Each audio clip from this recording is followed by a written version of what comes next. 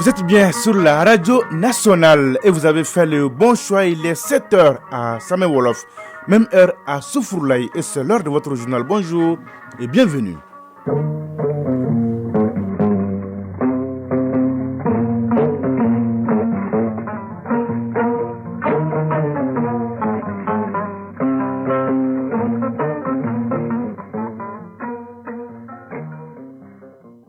Le journal Sidiki Dambélé.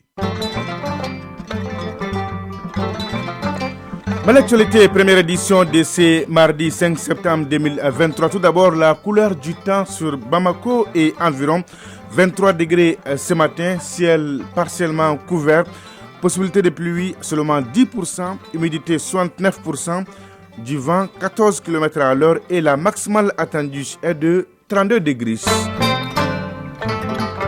Mesdames et messieurs, à la une de cette édition, du matériel roulant pour la police nationale, 43 véhicules tout-terrain, dont 37 pour les forces antiterroristes. Objectif, renforcer les capacités opérationnelles de ces forces dans leur mission de défense et de protection des citoyens. Les détails avec Harry Dumatina dans ce journal.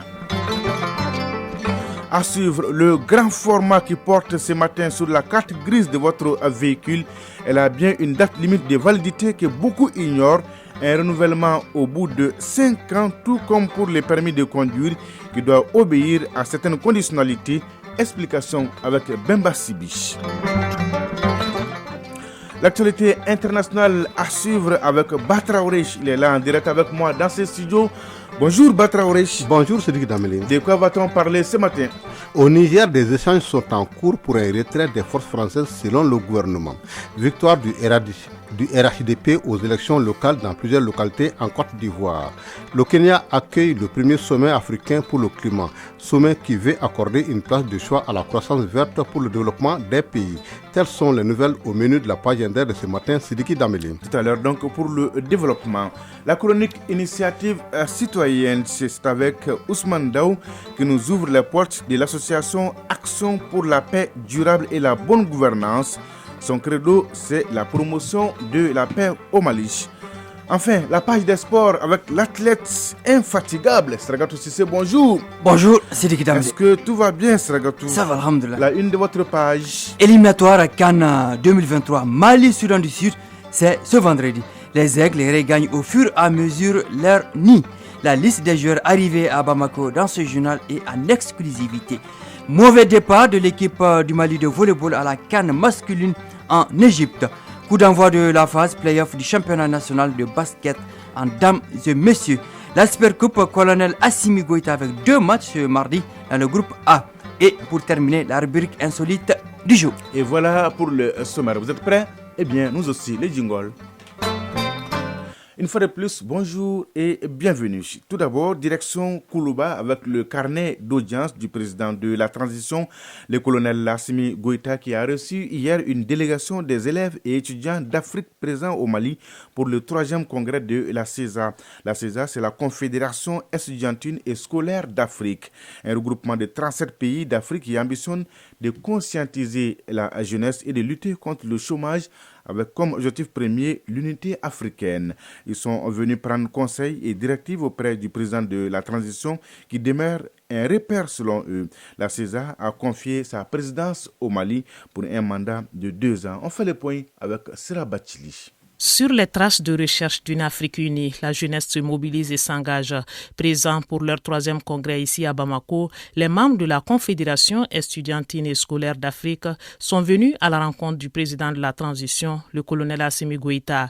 Ils disent être en quête de repères et surtout de directives pour bien exécuter la mission qui leur est confiée, celle de créer un esprit d'unité et de solidarité entre les étudiants des 37 pays membres. Amadou Diallo, secrétaire général adjoint de la CESA. Nous sommes venus prendre conseil auprès d'un grand frère qui est le président de la transition pour que nous puissions aussi utiliser ces conseils-là pour bien mener notre organisation dans ce que nous appelons ici l'émancipation de la jeunesse africaine. Parce qu'aujourd'hui, force est de reconnaître qu'il est un modèle pour cette jeunesse africaine depuis son arrivée à la tête de l'État malien. Il nous a prodigué des conseils, il nous a dit que nos différents pays ne peuvent pas se développer sans le capital humain et que nous, en tant qu'étudiants, nous devons vraiment nous investir dans la formation. Donc, il est de notre devoir de se former pour que nous puissions compétir au niveau africain, au niveau mondial, afin que l'Afrique ne puisse plus subir,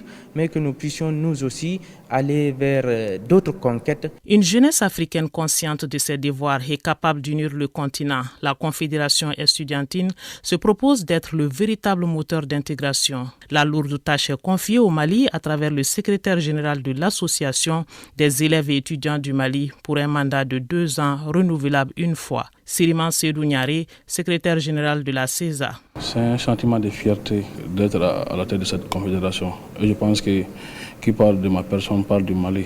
Et ça doit être une fierté pour le Mali. Et j'ai besoin de l'accompagnement des plus hautes autorités de la transition et tous les membres du gouvernement pour quand même m'aider dans cette tâche pour amener ce bateau au bon port. Le mandat va consister à quoi faire concrètement? À se battre pour l'intérêt des élèves et étudiants de toute l'Afrique. La CESA travaille à fédérer les actions afin de favoriser des meilleures conditions de vie de l'élève et de l'étudiant africain. Elle se fixe l'objectif de lutter contre le chômage à travers l'adéquation formation-emploi dans les pays d'Afrique. À l'appel des 37 organisations universitaires et scolaires de ces pays membres, elle a été créée en 2015 au Burkina Faso. L'actualité sur autre plan et les chiffres du jour, c'est bien 43. 43, c'est le nombre de véhicules tout-terrain que la police nationale vient d'acquérir. 43 véhicules, dont 37 pick-up pour la force antiterroriste, entièrement financés sur le budget national. Du matériel roulant pour renforcer davantage les capacités opérationnelles des unités dans leur mission de défense et de protection des personnes et de leurs biens. La cérémonie des remises présidée par le ministre de la Sécurité et de la Protection civile s'est déroulée dans les locaux du 10 département. Le reportage est signé Haridou Matina. Du matériel roulant pour les forces de défense et de sécurité, notamment la police nationale. Il s'agit de 37 véhicules pick-up à essence, 3 véhicules de dépannage et 3 véhicules Hilux double cabine. Au total, 43 véhicules entièrement acquis sur le financement du budget national. Cette nouvelle acquisition contribue à doter les éléments de moyens roulants efficaces en vue d'asseoir un climat de sécurité en adéquation avec les aspirations profondes des populations. Général de brigade Daoud Ali Mohamedine, ministre de la Sécurité et de la Protection civile. Au moment où le contexte sécuritaire impose beaucoup plus de mobilité, de réactivité, de proactivité, et surtout de combativité à nos forces de défense et de sécurité, il s'agit là d'avoir des unités bien équipées et capables d'intervenir de façon prompte et efficace sur l'ensemble du territoire national. Les hommes partout sur le territoire national restent engagés à faire face aux forces du mal. Et dans cette mission régalienne, la vigilance doit être permanente. Général de brigade Daoud Ali Mohamedine, ministre de la Sécurité et de la Protection civile. J'invite les forces de défense, nos hommes, partout où ils se trouvent, qu'ils se disent aujourd'hui que la menace peut venir à tout moment. Donc partout où nous nous trouvons, que ce soit en statique, que nous soyons en mouvement, qu'on se dise que la menace est là, elle est permanente, qu'on se mette dans une posture prête à contrer toute éventuelle menace sur nos différentes positions. Aujourd'hui, nous devons rester très vigilants, très soudés. Le matériel roulant est ainsi réparti comme suit. 37 véhicules pick-up pour la force antiterroriste, les 3 véhicules de dépannage pour le groupement de la sécurité routière et les 3 véhicules Hilux double cabine pour le cabinet du département de la sécurité et de la protection civile. Haridouma Atina. Ce communiqué du ministre de la Réconciliation, de la Paix et de la Cohésion sociale, chargé de l'accord pour la paix et la réconciliation nationale, qui informe l'opinion nationale et internationale que depuis hier, 4 septembre 2023, un faux communiqué circule sur les réseaux sociaux lui attribuant des propos qu'il n'a jamais tenus, surtout à l'endroit d'un pays frère qu'est l'Algérie. Le ministre de la Réconciliation dément fermement cette information et condamne avec la plus grande rigueur cette tentative manifeste de manipulation de l'opinion publique par la propagation de fausses informations dans le but de perturber les processus de paix en cours. Les ministres invitent tous les acteurs engagés dans le processus de paix à plus de vigilance face à de telles entreprises de sape des actions de paix et de réconciliation nationale du gouvernement du Mali. À présent, le grand format de cette édition. Question. Savez-vous que la carte grise de votre véhicule a une date limite de validité? Eh bien, oui. Contrairement à ce que de nombreuses personnes pensent, la carte grise doit être renouvelée au bout de 5 ans. Mais rassurez-vous, le renouvellement est une question de civisme car le non-respect de cette disposition ne fait pas encore l'objet de sanctions.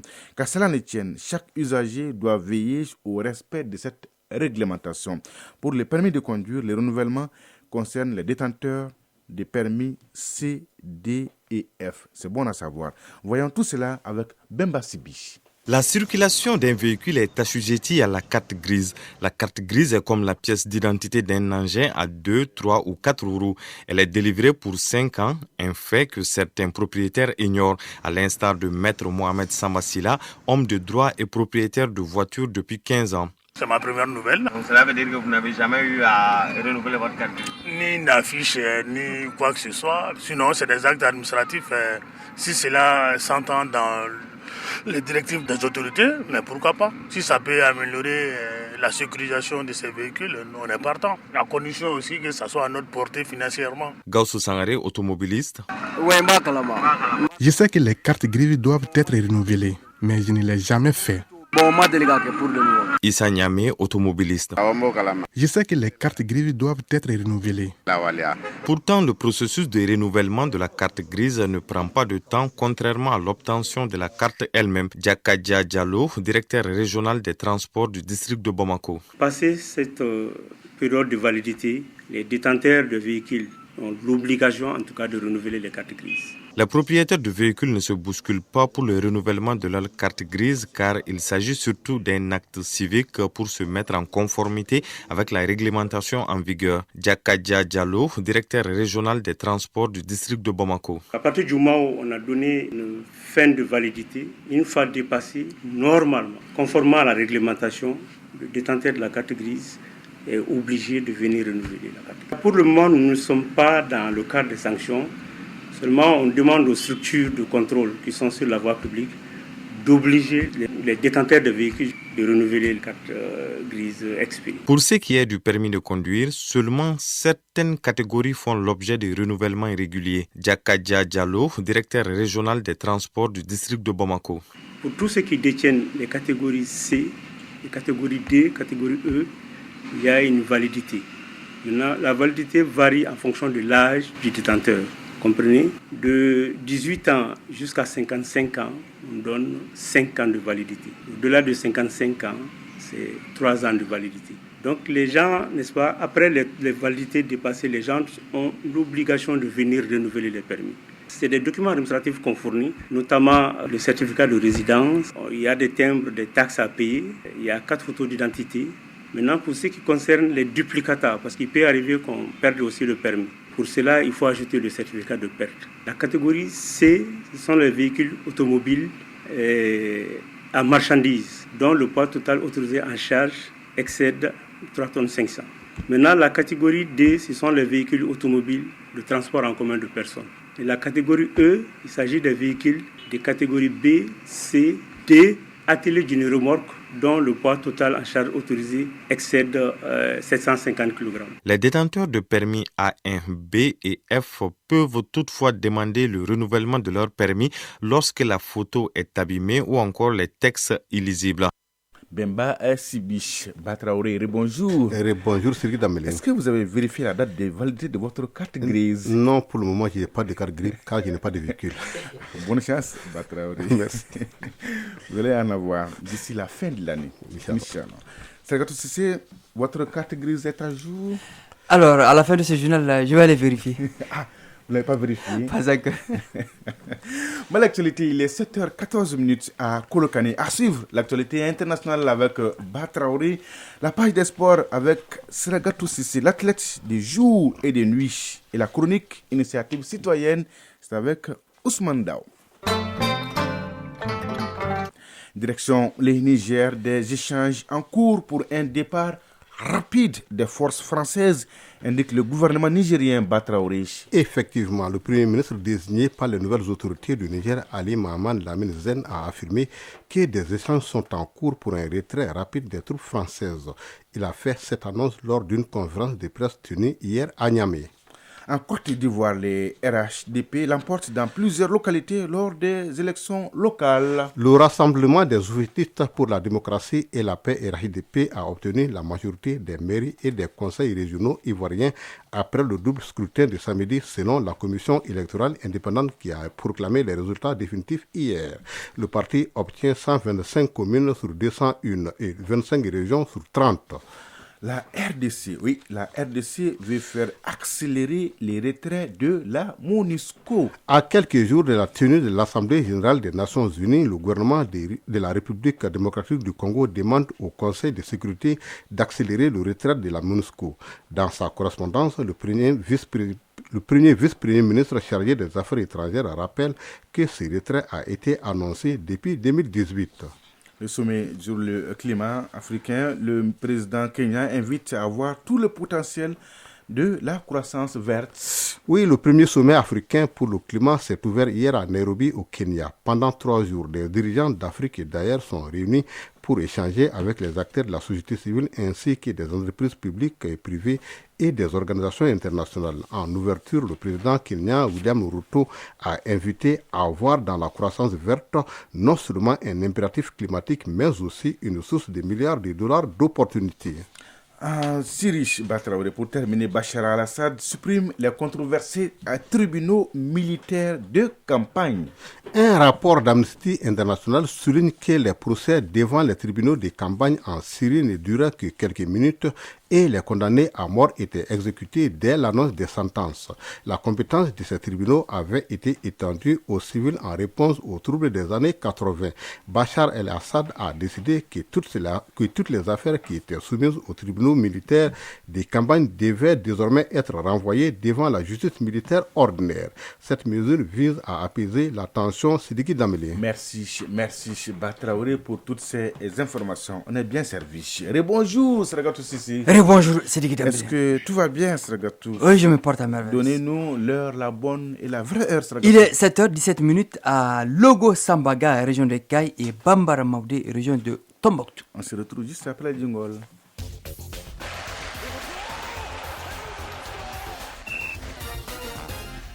Eh bien, parlons d'abord des préparatifs de Mali-Soudan du Sud de la 6e journée des éliminatoires de la CAN 2023. Les aigles du Mali atterrissent au compte-gouttes dans les nids, Sragatou. Oui, la première vague a arrivé au Bercail hier est composée de 7 joueurs, Mohamed Chamanche de Monaco, France, Djigui Diarra de Young Africans, Tanzanie, Ibrahim Kone d'Almeria, Espagne, Amadou Dante de Sturm Graz, Autriche, Mamadou Traoré de Muay-Thai Sport Club, Qatar, Ibrahim Bosso Munkoro de Tout-Puissant Mazembe de la RD Congo et Mamadou Fofana Nojo d'Amiens, France.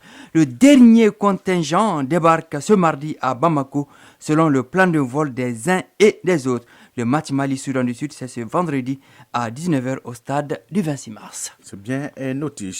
CAN de volley, Monsieur Égypte 2023. Hier, le Mali a chuté d'entrée de jeu face à la Tunisie qui est tenante du titre. Oui, les aigles volleyeurs du Mali n'ont pas existé devant leurs homologues tunisiens 3-7-0.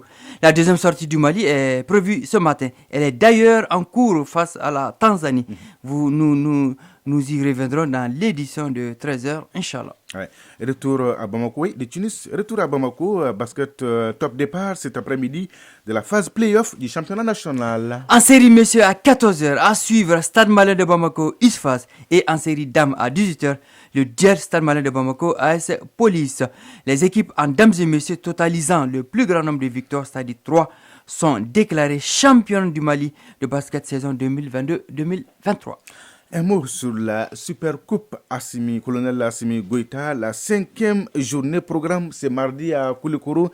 2 matchs dans le groupe A.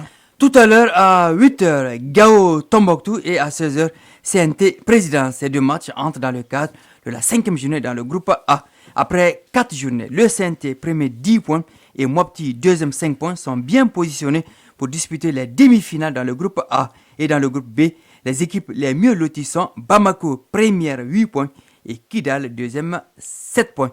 Avec votre permission, Sidiki Dembélé, les obsèques du footballeur Salif Keita dit Domingo, décédé le samedi 2 septembre dernier, selon un communiqué officiel du ministère en charge des sports, auront lieu demain mercredi 6 septembre 2023 à 15h à la place du cinquantenaire près de l'Insip. Les hommages à la dimension de l'homme lui seront rendus. Paix à son âme, Sergatou. Pour terminer, l'insolite du jour. Respirez bien, Sergatou. Voilà. Pour terminer, oui, l'insolite du jour, à l'intérieur du pays, un entraîneur de football ignore les règles du jeu. Comment est-ce possible? Oui, disons les nouvelles règles du jeu, Sergatou. Il perd le contrôle de ses nerfs et se fait expulser dans la foulée. Vous étiez là, vous avez tout suivi. Racontez-nous tout, Sergatou. Plusieurs supporters se sont étonnés de l'expulsion de l'entraîneur de l'équipe hôte. Ouais. Ce jour-là, une forte canicule régnait. Alors, le thermomètre affichait 40 degrés à l'ombre. Il faisait très chaud. Au bout de 10 minutes, l'arbitre, comme les joueurs, transpire. Ouais. Le match est arrêté pour permettre à tous les acteurs de se rafraîchir. Ouais. Après cette pause, il faut boire de l'eau. Oui, tout à fait. Après cette pause, les joueurs regagnent leur place. Alors, un entraîneur, profitant de cette situation, fait semblant d'accompagner son gardien avec un bidon d'eau dans sa cage. Ah bon? Considéré comme un intrus, naturellement, il est expulsé pour vive protestation. En réalité, l'eau du bidon devait être utilisée, disons en français facile, bu par le gardien sur le terrain et l'ensemble des 10 joueurs de l'équipe, un à un en plein match. Ah bon? C'est la recette donnée par un marabout pour obtenir la victoire. Et l'entraîneur a été expulsé. Initiative citoyenne. Le développement par nous-mêmes. Et là, c'est la défaite garantie. Sacré Sergatou Sissi. La chronique initiative citoyenne de ce mardi nous amène à la découverte de l'association Action pour la paix durable et la bonne gouvernance. Elle est composée de 27 associations venant de 7 pays, à savoir le Mali, le Togo, le Bénin, la France, l'Espagne, la Suisse et les Émirats arabes unis. Ils ont décidé de cheminer pour promouvoir la paix, lutter contre les malversations financières et promouvoir la bonne gouvernance. En plus de ces leviers, l'association est également mobilisée dans les actions humanitaires pour changer le quotidien des communautés. Suivons ensemble la chronique Initiative citoyenne avec Ousmane Dao.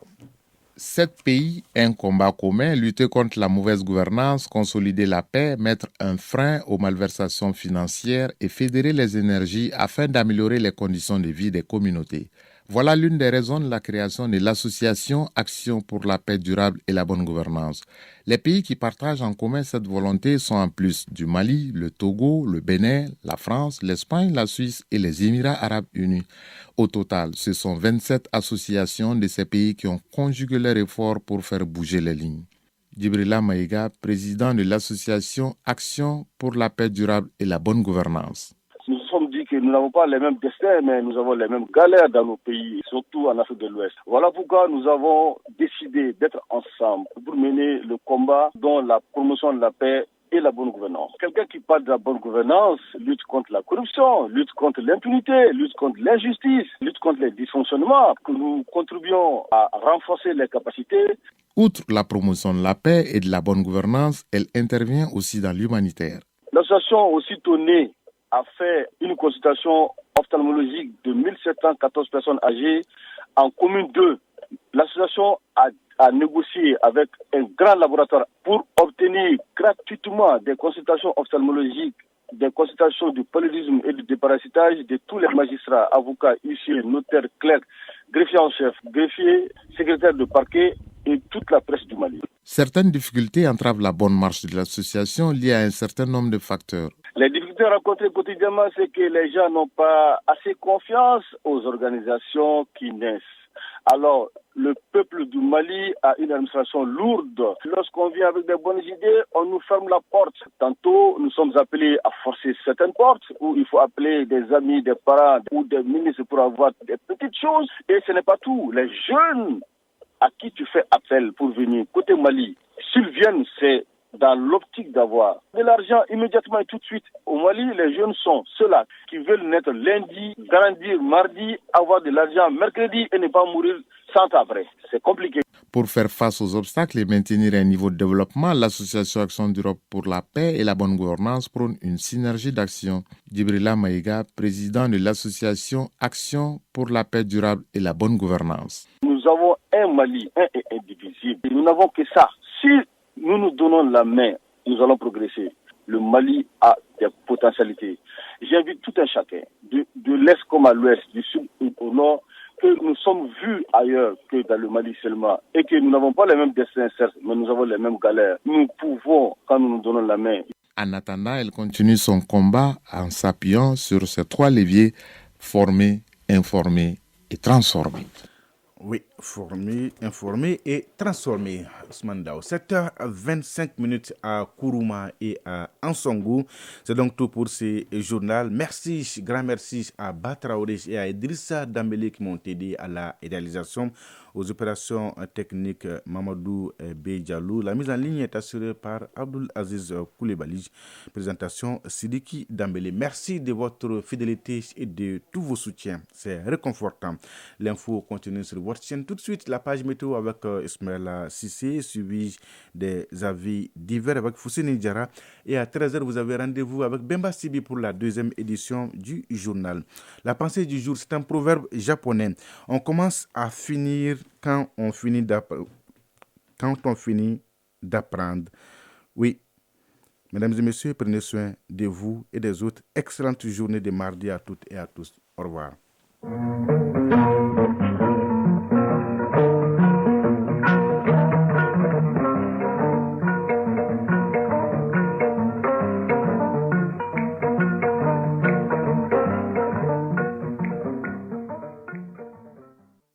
Le temps sur les ondes. Le temps sur les ondes, la météo est avec vous.